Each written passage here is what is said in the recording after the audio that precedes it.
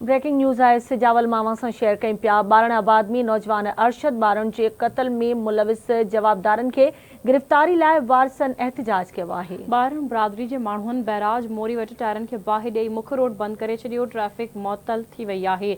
अहम ख़बर अवां सां शेयर करे रहिया आहियूं सिजावल मां, जिते बारण आबाद में नौजवान अरशद बारण जे क़त्ल में मुलविस जवाबदारनि खे गिरफ़्तार कराइण जे लाइ वारसनि एहतिजाज कयो आहे। बारण बिरादरी जे माण्हुनि बैराज मोरी वटि टायरनि खे बाहि ॾेई मुख्य रोड बंद करे छॾियो। ट्रैफ़िक मुअतल थी वई आहे।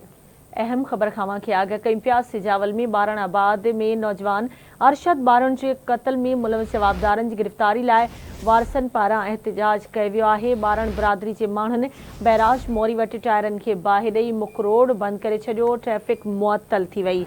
अहम ख़बर खां खे आगाह कयूं पिया। सिजावल वेझो बारण आबाद में नौजवान अरशद बारण जे क़त्ल में मुलविस जवाबदारनि जी गिरफ़्तारी लाइ वारसनि पारां एहतिजाज कयो वियो आहे। बारण बिरादरीअ जे माण्हुनि बैराज मोरी वटि टायरनि खे बाहि ॾेई मुख्य रोड बंदि करे छॾियो, जंहिं सबबि ट्रैफ़िक मुअतल थी वई। एक भेरो ॿीहर अवां सां अहम ख़बर शेयर करे रहिया आहियूं। सिजावल मां बारण आबाद में नौजवान अरशद बारण जे क़त्ल में मुलविस जवाबदारनि जी गिरफ़्तारीअ लाइ वारसनि पारां धरणो हंयो वियो आहे।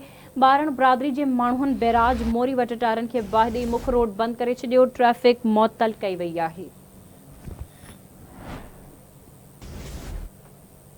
अहम ख़बर खां खे आगाह कयूं पिया। सिजावल में बारण आबाद में नौजवान अरशद बारण जे क़त्ल में मुलविस जवाबदारनि खे गिरफ़्तारी लाइ वारसनि पारां एहतिजाज कयो वियो आहे। बारण बिरादरी जे माण्हुनि बैराज मोरी वटि टायरनि खे बाहि ॾेई मुख्य रोड बंदि करे छॾियो।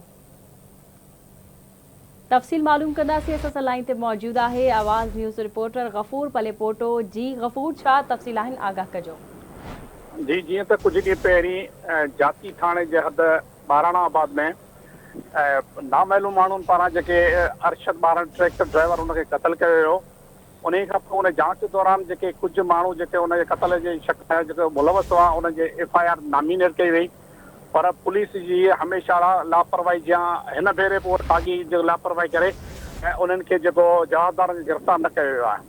ॿ टे ॾींहं गुज़रण खां पोइ जेको उनखे गिरफ़्तार न कनि पिया, उनजे वारसनि जेको सिजावल जेको बाईपास आहे उते बैराज मोरी ते धरणो हणी करे रोड ब्लॉक करे छॾिया, जंहिं सबबु ईंदड़ वेंदड़ जेके गाॾियुनि से मुकमल तौर ते वॾियूं कतारूं लॻी वियूं आहिनि ऐं उन में उन्हनि जो अञा ताईं को तदारक न कई वई आहे ऐं उहे जेके जवाबदार गिरफ़्तारी लाइ को बि अमल न ते अची सघिया।